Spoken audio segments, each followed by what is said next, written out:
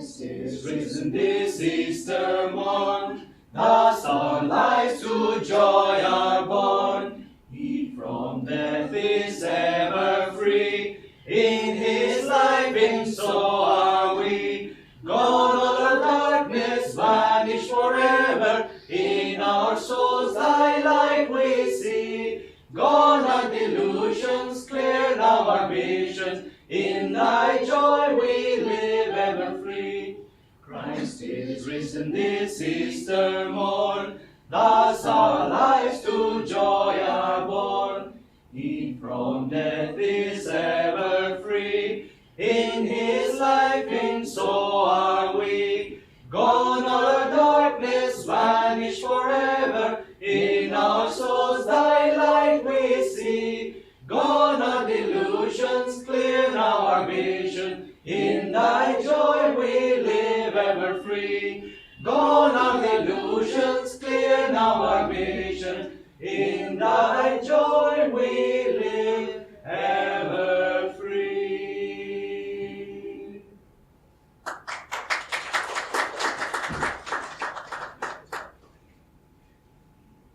I will sing one more song called I Live Without Fear, which, of course, every great saint lives without fear. They live unshaken in this world, standing up for what is right.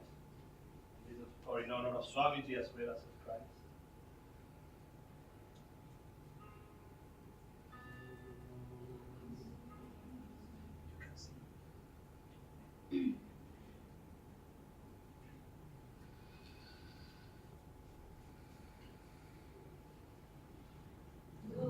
Green summer fade and winter draw near, my Lord, in your presence I live without fear. Through tempest to snows, through turbulent tide, the touch of your hand is my strength and my life. I ask for no riches that death can destroy. I crave only thee, your love and your joy. I ask for no riches that death can destroy. I crave only thee, your love and your joy. The dancers will pass, the singing must end. I welcome the darkness with you for my friend.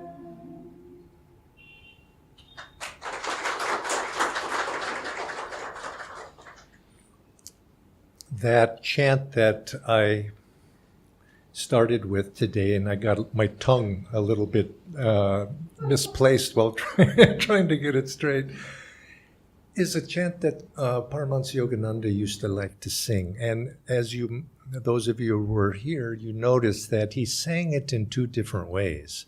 Life is sweet and death a dream when thy song flows through me, and so on.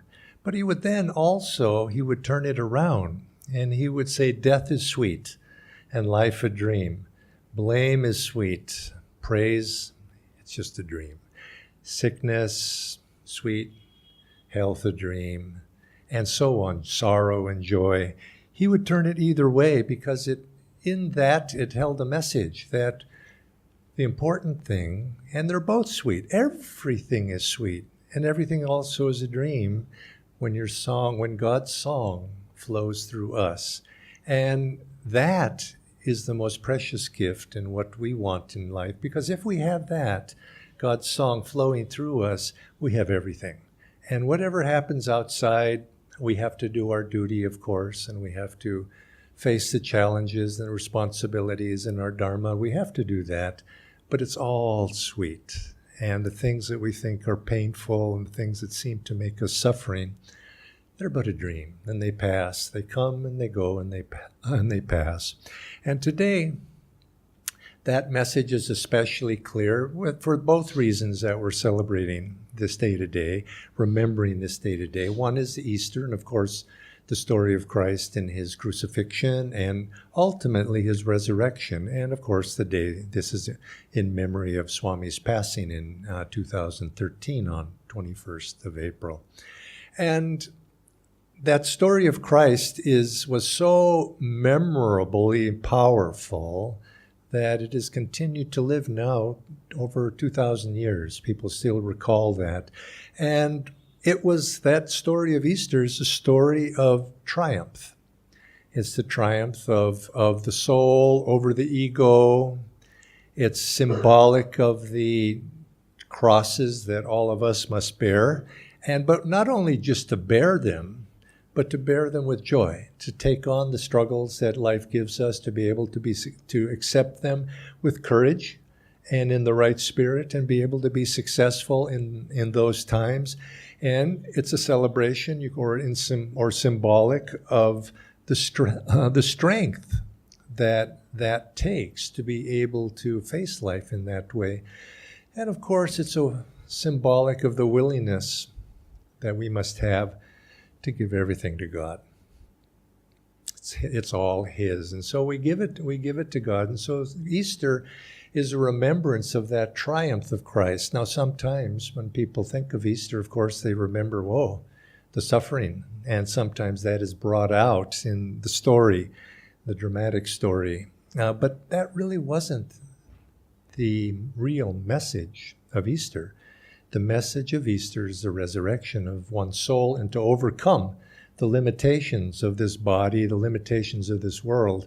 Story of it, for you to know, the story is that on Friday he was taken captive and he was crucified, taken on the mount there. And he was crucified and he passed, his body passed at that time, and he was taken down after his death. And he was placed in a tomb, and he was wrapped, his body was cleaned, he was wrapped and anointed in oils, and placed in a tomb, and a large boulder stone was placed in, to close off that tomb. And that was on Friday. The next day, of course, was Saturday. In the Jewish tradition, that's the Sabbath day. And then the next day, on Sunday, women disciples of his wanted to go to the tomb and pray, and they went to the tomb early in the morning. They went, and they noticed that the tomb had been opened, and when they looked inside, Christ's body was gone. Jesus' body was gone, and the tomb was empty. There was some clothing there left, but everything was empty, the wrappings were there. And they were stricken. Who's taken him? Who's taken him? And they ran back to tell the other disciples that the body had been taken. One disciple stayed back, Mary stayed back, and Christ appeared to her in flesh. She didn't recognize him at first, but then soon she realized that who was standing there before her. And she went back and said, I have seen him. He's appeared to me. But of course, they didn't believe her. They didn't believe. Would you? Probably not. They went back, but they came and they saw, yes, his body had disappeared. It had gone.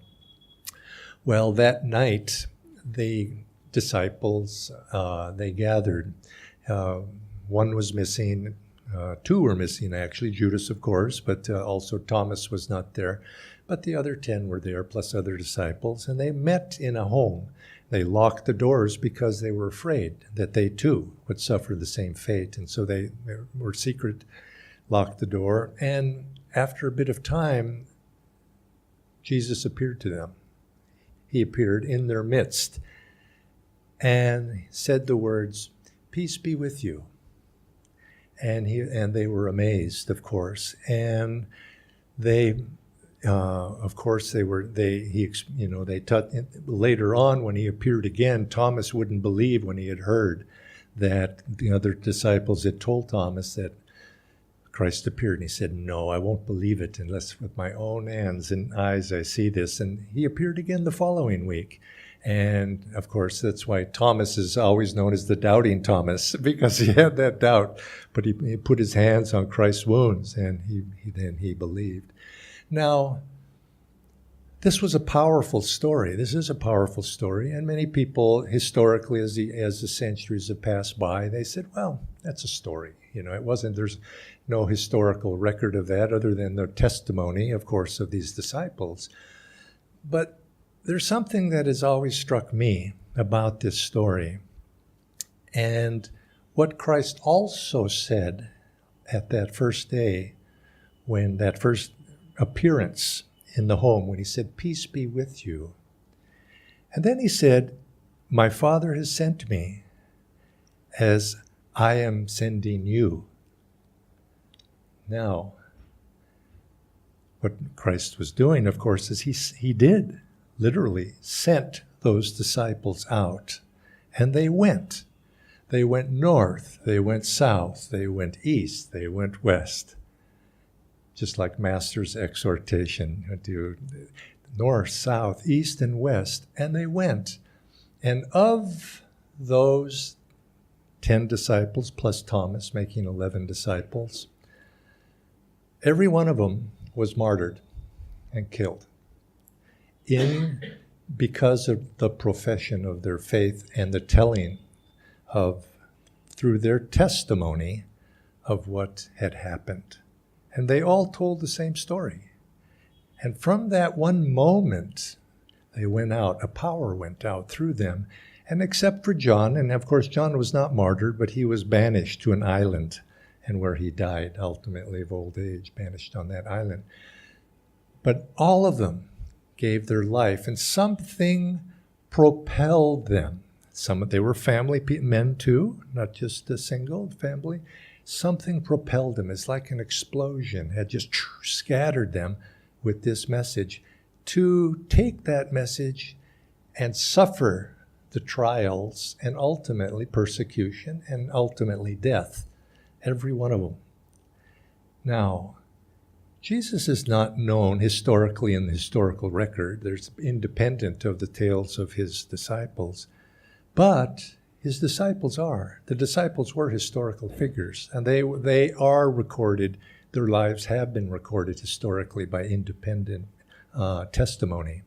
And they all testified to this. So something happened there. I've always wondered what. But of course, in the absence of anything else, I take it from what the Bible said, that Christ had appeared to them. Now, this is an unusual but not unique occurrence, because this has happened in other great masters' lives too.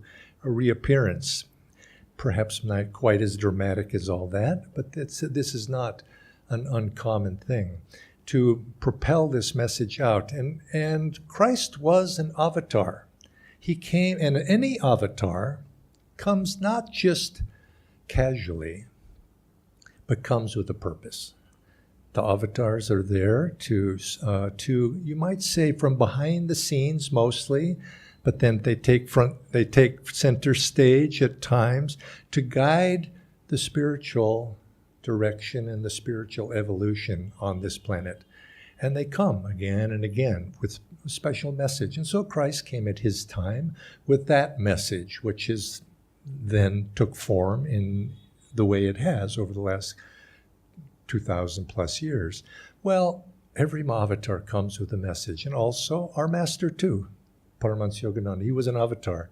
He came with a message, and he came also with disciples who have taken this message and also shared this message with others. And that such a one was Swami Kriyananda.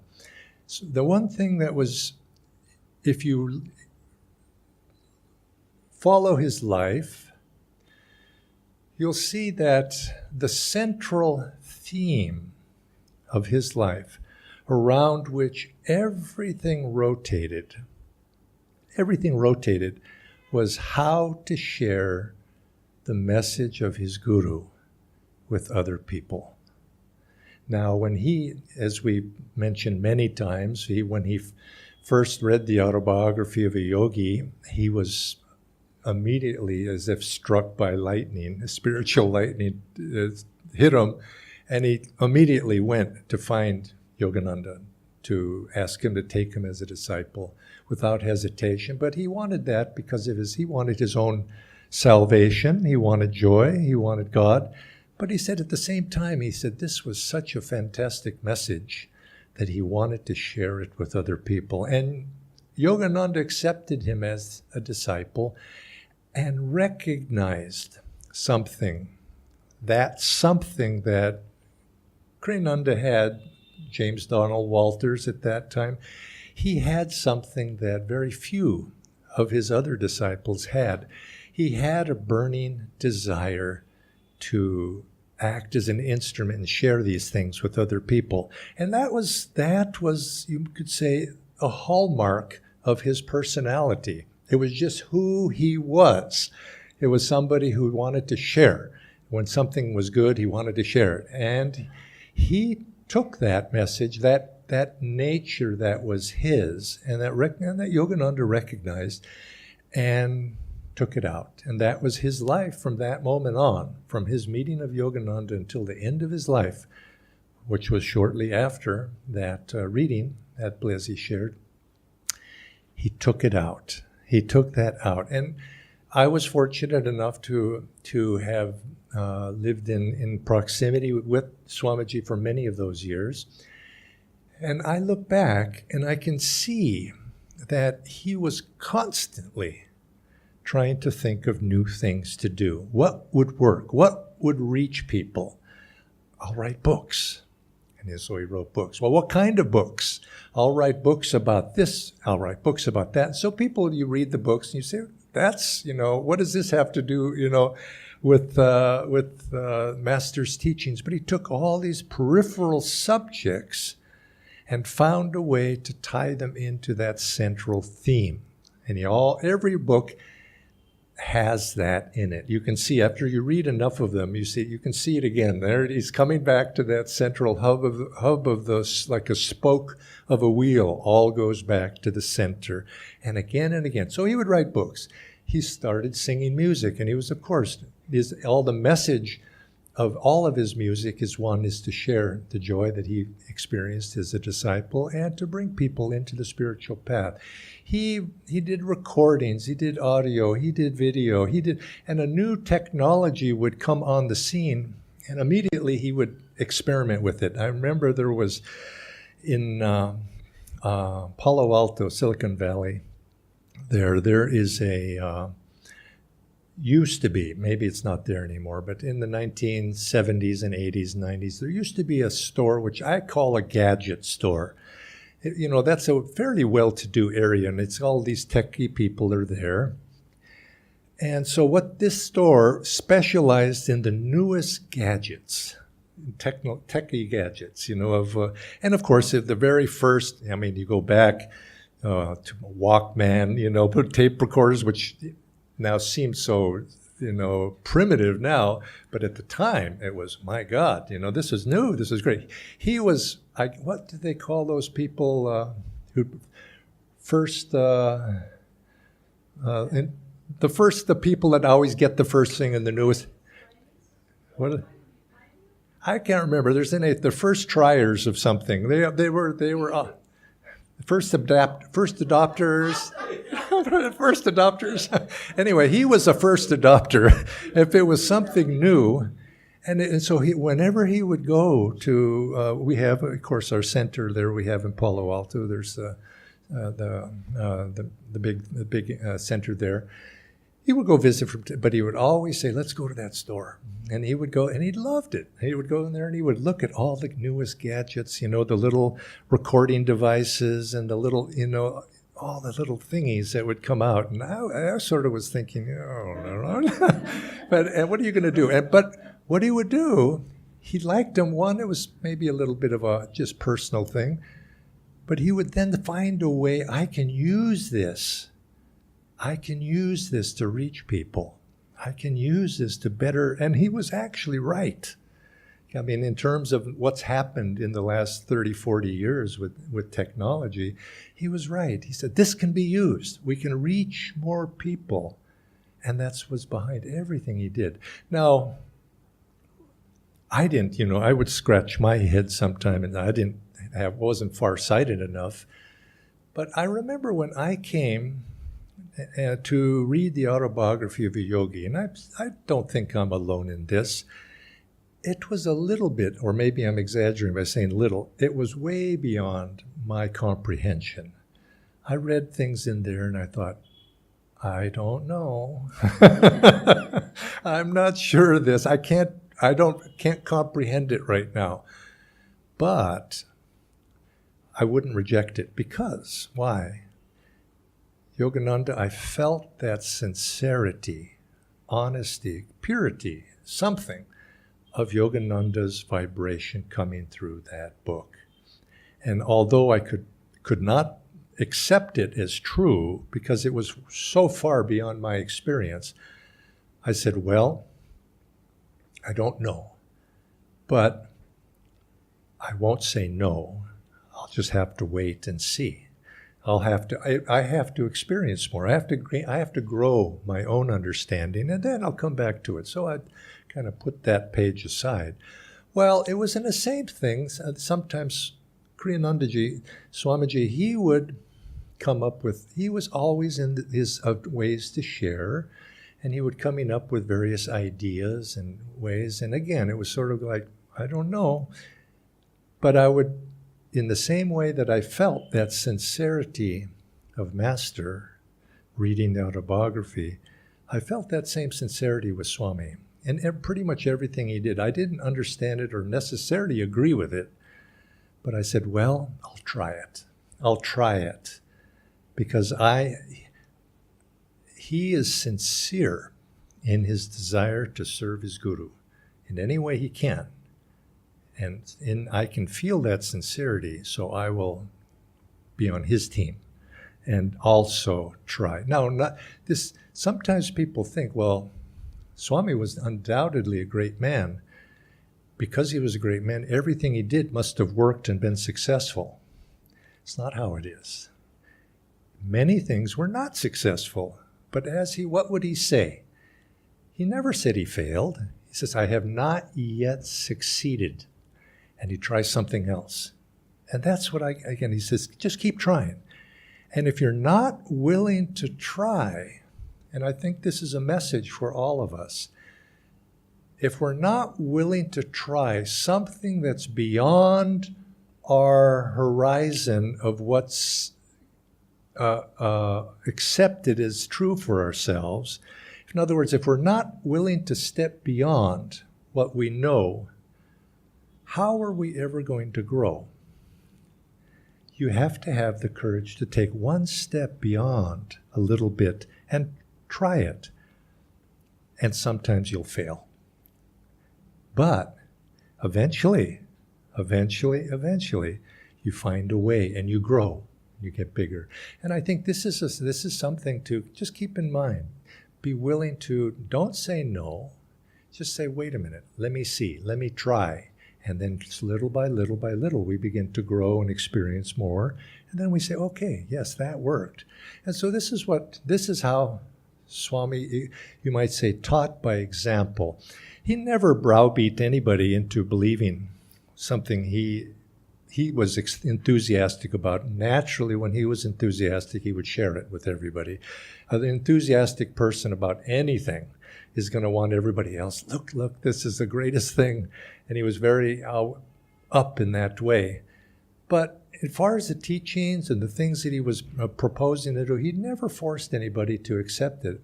He always encouraged, he says, try for yourself. Try for yourself and see if this works for you. And if he found that if people were resistant, he would come up with ideas too far afield. sometimes, and people would just say, no, I don't think so.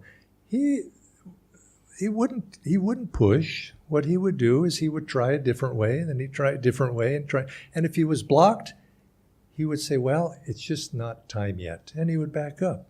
But he would never force anybody. He would always just, you share if you find this useful. And that's how he taught. And this is how he taught us. He says, don't teach. Share. Share what you have experienced. If you have experienced something good out of a teaching, if you've experienced something good out of Master's, whatever his teachings are, he says, well, then share it with other people. If it's benefited you, share it with others. Don't force it. Offer it. And this is how he told us, this is how we will spread Yogananda's work in this way, by sharing it with as many people as possible. And if they're receptive to it, it'll resonate with them. Just as Master's book has resonated with those people, millions by now, who have read that book, and it says, yes, this is something I want too. Ananda, of course, means joy, and this is what we want to share with others as well. We want to share that joy, but in order to share joy, each one of us is responsible for feeling that joy or experience that joy ourselves, you see. You can't share something, you can't really share Ananda unless you have that. And this comes back to our responsibility, but also it's our challenge and our duty, and to take up that challenge. So here today, we're remembering Swamiji, and I like to remember him in that way particularly. He once described, he was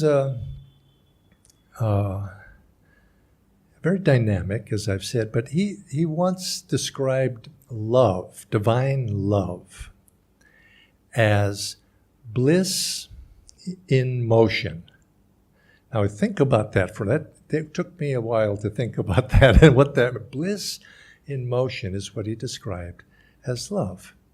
And I have to think, when I think of Swamiji, I think that's how I like to remember him. I like to remember him as bliss or joy in motion, because that certainly was what he was. He was in motion, and he was putting joy into motion in everything he did. And in a sense, as I began to think about that, isn't that really an expression of love? He loved everybody. And by the end of his life, after all the ups and downs and the tests and trials, he had become so very, very sweet. And I'm very actually happy for all of you who had a chance to meet Swamiji, because you met him here in India at the end of his life, really. Because he came to India, he was 76, 78, something 60. He was in his late 70s. And by that time of his life, he had, all the... a person is different when they're in their 70s than when they're in their 20s and 30s. I think let's just say that. And he had matured and ripened, you might say, like mangoes are ripening now. And what happens when a mango becomes ripe? Becomes very sweet. And also, it becomes sticky. And so he had that attractive ability to just people come in contact with you. This man is so sweet, and these people wanted to stick with him. They wanted to be with him. And I think that's, in a sense, this last part of his life, I think, was a blessing for him to be able to, because he had loved India. Circumstances did not allow him to be here for parts of his life that he would have liked to have been here. But he had that last chance in his last part of his life for 10 years to be here. And that was a time of his life when I think looking at him and what happened, he was the most sweet part of his disposition. And because the race, you might say, although he would never say it this way, the race had been run, in a sense, to that energy that he had put out. And then it was that last part that was, you could say, the sweet enjoyment of much of the efforts that he had put out in life. But he was a disciple. And I think that was the message he wanted to leave us with. Be a disciple. If you want, if to serve the Guru, if you have Guru, serve that Guru, and serve and serve and serve, and then serve some more. And in this way, this became, and it was, and very consciously for him, this was his road to freedom, his road to ultimately being liberated from all the tests and trials and sufferings that go with this worldly existence, was to be of service. Guru Seva. Guru Bhakti, he would say, Guru Seva. As somebody once asked him how to characterize his life, if he was to characterize his own.